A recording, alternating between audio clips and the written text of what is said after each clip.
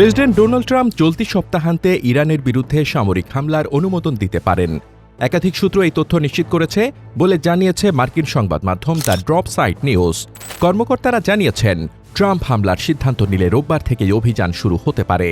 বর্তমান আরব সরকারগুলোর পরামর্শক এবং ট্রাম্পের মধ্যপ্রাচ্য বিষয়ক অনানুষ্ঠানিক উপদেষ্টা দায়িত্ব পালনকারী সাবেক এক শীর্ষ মার্কিন গোয়েন্দা কর্মকর্তা ড্রপ সাইট নিউজকে বলেন, এটা পারমাণবিক কর্মসূচি বা ক্ষেপণাস্ত্র কর্মসূচি নিয়ে নয়, এটা মূলত সরকার পরিবর্তনের বিষয়। নাম প্রকাশ না করার শর্তে ওই কর্মকর্তা জানান, যুক্তরাষ্ট্রের যুদ্ধ পরিকল্পনাকারীরা ইরানের পারমাণবিক স্থাপনা, ব্যালিস্টিক ক্ষেপণাস্ত্র ঘাঁটি এবং অন্যান্য সামরিক লক্ষ্যবস্তুতে হামলার পরিকল্পনা করছেন। একই সঙ্গে ইরানি সরকারের শিরোচ্ছেদ করার কৌশল নেওয়া হচ্ছে, অর্থাৎ শীর্ষ নেতাদের সরিয়ে দেওয়ার কৌশল নেওয়া হয়েছে। বিশেষ করে ইসলামিক রেভলিউশনারি গার্ড কর্পস বা আইআরজিসির নেতৃত্ব ও সক্ষমতা ধ্বংস করাই মূল লক্ষ্য। ওই সূত্র আরও জানায়, ট্রাম্প প্রশাসনের ধারণা, ইরানের শীর্ষ নেতৃত্বের ওপর হামলার পর সাধারণ মানুষ রাস্তায় নেমে প্রতিবাদ শুরু করবে এবং শেষ পর্যন্ত সরকার উৎখাত হবে। সাবেক ওই গোয়েন্দা কর্মকর্তা বলেন, ইসরায়েলের প্রধানমন্ত্রী বেনিয়ামিন নেতানিয়াহু হামলার অপেক্ষা করছেন। ড্রপ সাইট নিউজকে দেওয়া তথ্যে দুজন জ্যেষ্ঠ আরব গোয়েন্দা কর্মকর্তা জানিয়েছেন, তারা খবর পেয়েছেন যে যুক্তরাষ্ট্রের হামলা যে কোনো মুহূর্তে শুরু হতে পারে। এই পরিস্থিতিতে মধ্যপ্রাচ্যের বিভিন্ন দেশ শেষ মুহূর্তে যুক্তরাষ্ট্র ও ইরানের মধ্যে যুদ্ধ ঠেকাতে তৎপর কূটনৈতিক উদ্যোগ চালাচ্ছে।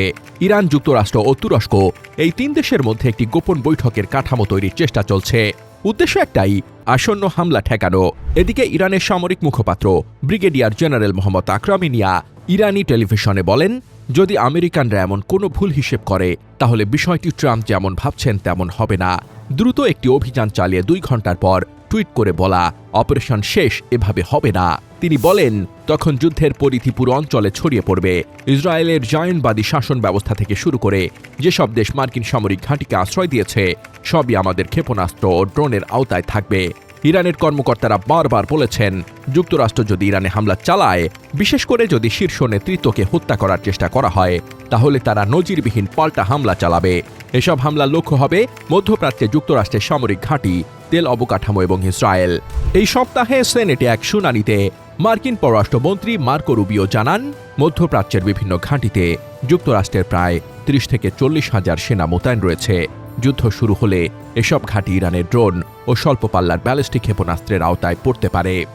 সাম্প্রতিক সপ্তাহগুলোতে ইরানি কর্মকর্তারা বারবার বলছেন, ভবিষ্যতে হামলা হলে তারা আর আগে থেকেই পাল্টা হামলা জানান দেওয়ার নীতি অনুসরণ করবে না। তেহরান বিশ্ববিদ্যালয়ের অধ্যাপক doctor Fuad Izadi drop site নিউজকে বলেন, আমি যা শুনেছি, লক্ষ্য হলো অন্তত 500 মার্কিন সেনাকে হতাহত করা।